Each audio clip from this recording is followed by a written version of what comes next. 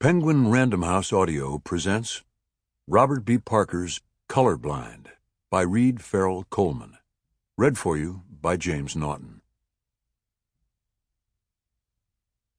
It is not flesh and blood, but heart which makes us fathers and sons. Schiller. Chapter 1. She thought she might pass out from the ache in her side, or that her heart might explode in her chest as she ran barefoot along the dunes.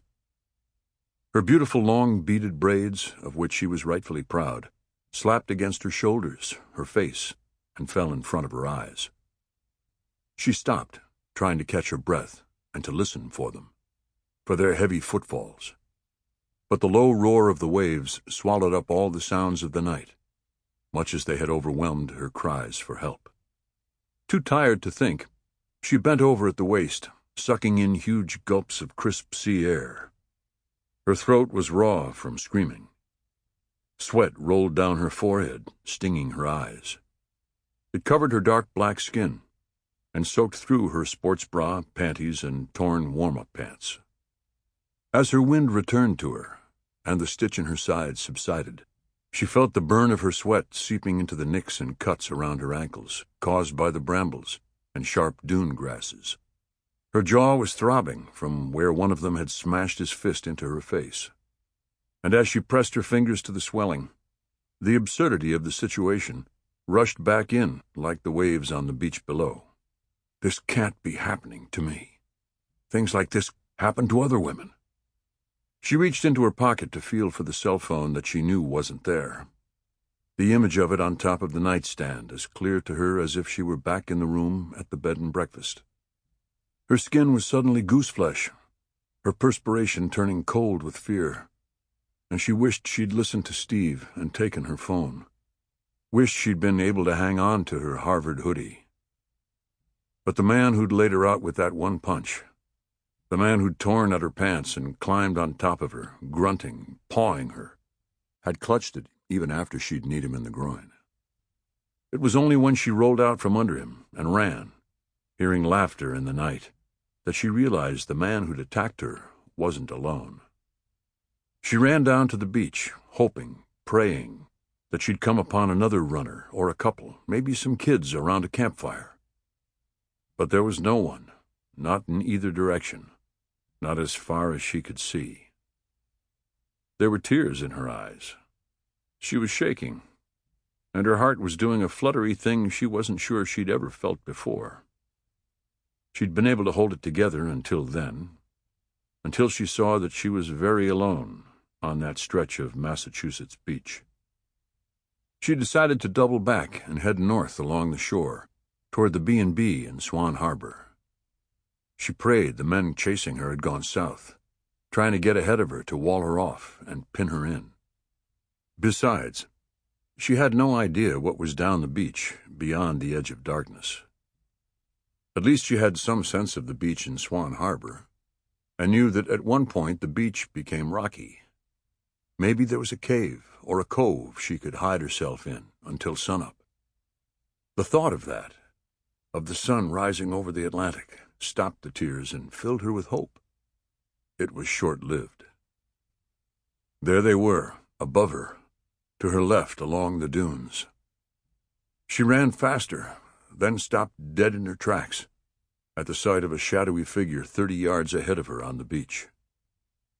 She turned the other way, but it was no good. 2 of them were there.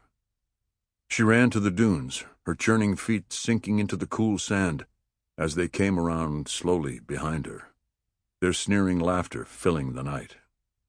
One of them yanked her braids so that her head snapped back, and she lost her balance, the sand slipping out from under her feet.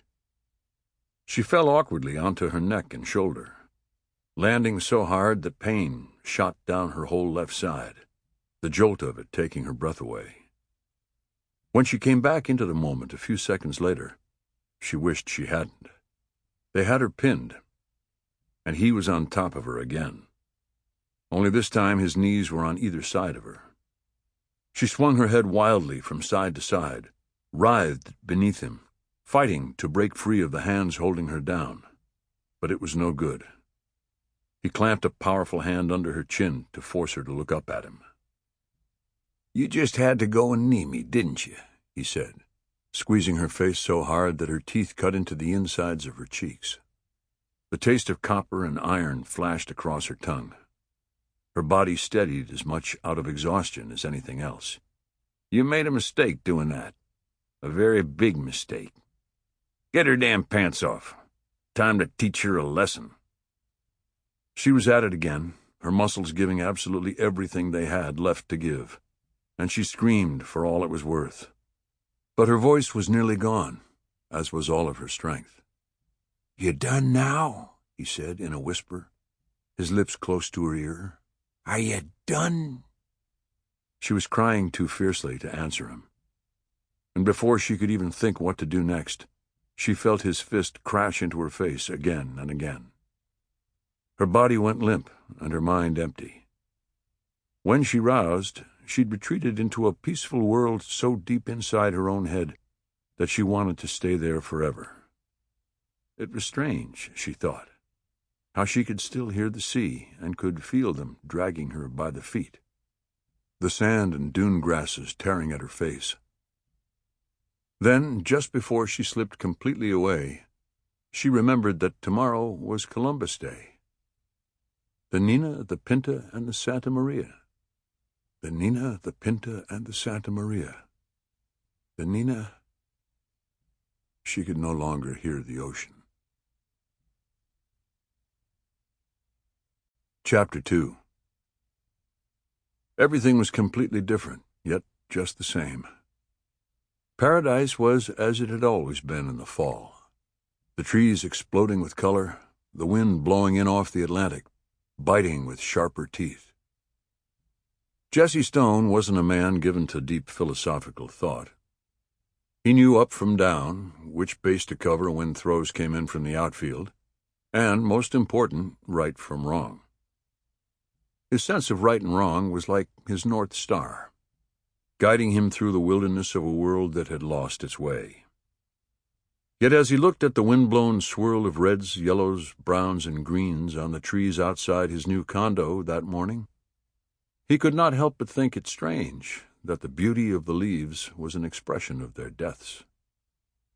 As far as he could tell, there was only inevitability in human death, and not much beauty in it. There was certainly no beauty in murder, the kind of death he was most familiar with.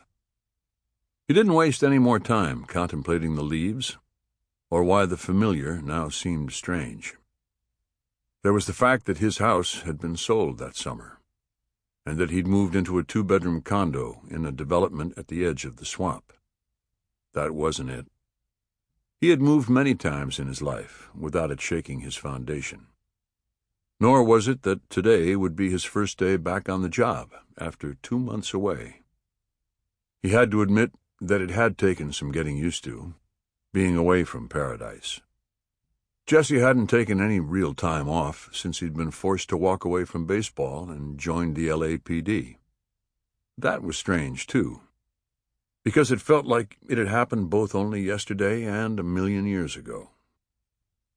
He knew exactly what it was that was causing him to see the world with new eyes, and he knew he was going to have to spend every day for the rest of his life getting used to it.